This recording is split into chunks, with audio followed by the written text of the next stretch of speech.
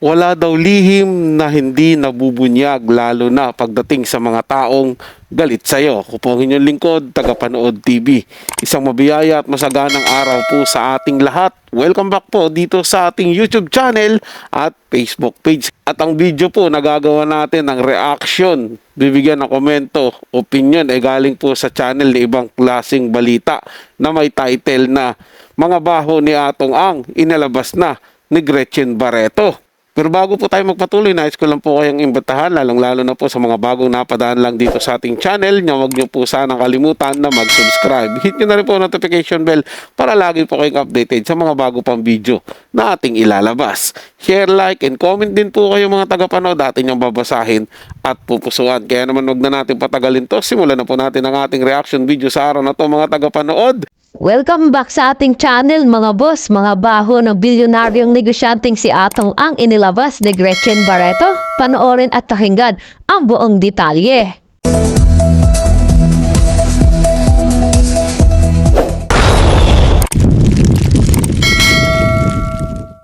Matapos na ang kontrobersyal na pag-amin ni Gretchen Barreto sa lihim na anak nila ni Atong Ang at ang dahilan kung bakit itinago nila ito sa publiko ni Atong, ay tila hindi pa natapos si Gretchen sa kanyang mga revelasyon patungkol sa dating karelasyon na si Atong Ang. Matatandang nagsimula ng mag-meet-meet sa galit si Gretchen Barreto matapos na umami ni Atong Ang sa publiko kung ano na ba ang tunay na relasyon nila ni Sunshine Cruz. Matatandaan kasi na makailang beses na nahuli kang ang mga ito na magkasama, kaya naman inamin na dinadad ni Atong ang relasyon nila ni Sunshine Cruz. Dahil na dito nagsimula na ng mag-trending ang pangalan ng mga ito, lalo na nang magsalita si Gretchen patungkol sa mga ito. Samantala tila nga hindi talaga titigil si Gretchen sa panggugulo nito kay Atong at Sunshine. Dahil matapos nang ilantad nito ang kanilang anak ni Atong, ay heto at may panibagong revelasyon na naman nga ang actress. Kilala si Atong sa bansag dito na bilyonaryong negosyante dahil na din sa dami nitong negosyong pinagkakakitahan na talaga namang bilyon ng halaga ng kinikita. Samantala isa-isa na ng isinisiwalat ni Gretchen ang mga lihim sa pagkatao ni Atong Ang. Dahil matapos ng kasuhan nito ni Sunshine ay marami na ang naging revelasyon ng actress patungkol sa mga ito. Isa nga sa nakakagulat na revelasyon na yun ng actress ay ang tungkol sa mga naging babae ni Atong Ang. Ayon kay Gretchen, lahat na maging babae nito ay tinanggap niya kahit tinatapakan na ang buong pagkatao niya. Ayon pa dito, lahat ng babae ni Atong ay may kanya-kanyang pakinabang sa buhay nito. Lahat daw ay matataas na tao, pagsisiwalat niya, lahat protector niya sa kanyang mga negosyo.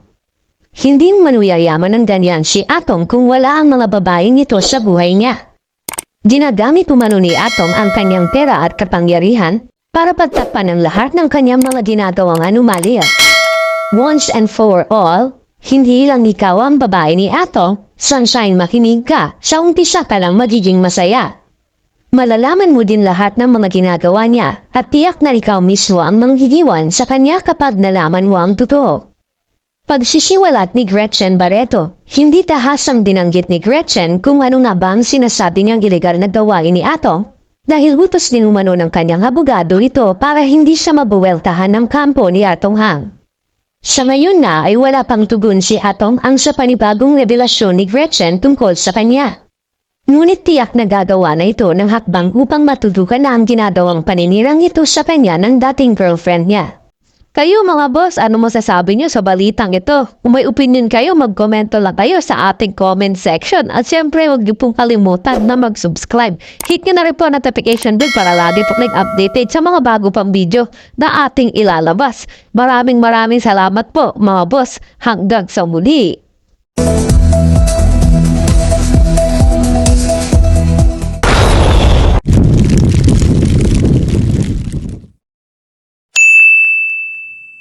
Naku po mga tagapanood, kung totoo man po itong isiniwalat di umano ni Gretchen Barreto patungkol sa mga baho na itinatago ni Atong Ang, kawawa naman po si Sunshine Cruz pag nagkataon mga tagapanood. Pero sa tingin ko naman, base sa pinapakita nila ngayon, kung sa mga event na pinupuntahan nila, tila naman parang seryoso na talaga si Atong Ang dito kay Gretchen, kay Sunshine Cruz mga tagapanood.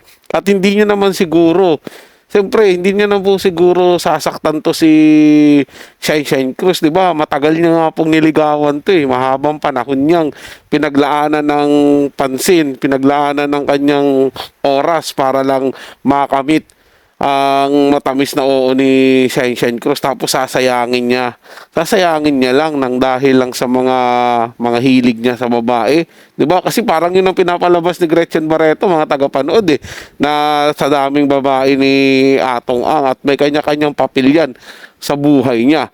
Hindi po ba, mga tagapanood? Pero para sa akin, mga tagapanood, itong balita na to is wala po sigurong katotohanan to, mga tagapanood. Para sa akin lang po kayo, bahala po kayo kung maniniwala pa rin kayo na hanggang ngayon marami pa rin babae si Atong Ang. Kasi para sa akin po, mga tagapanood, nasa hustong edad na po talaga siya para tumigil na sa iisang babae na lang, at yun ay pakikisamahan niya hanggang sa dulo ng kanyang buhay na, hanggang kung sinasabi nating forever na pagsasama dito sa ibabaw ng lupa. So yun lang po, mga tagapanood. Nagustuhan nyo po yung ating talakayan sa araw na to. At kung kayo bago lang po na napadaan dito sa ating channel, huwag nyo po sanang kalimutan na mag-subscribe. Hit nyo na rin po notification bell para lagi pa kayong updated sa mga bago pang video na ating ilalabas. Share, like, and comment din po kayo, mga tagapanood. Atin yung babasahin at pupusuan. So hanggang sa muli po, ito yung Tagapanood TV. Komento at opinion lamang, wala pong personalan. Paalam po at mabuhay po kayong lahat.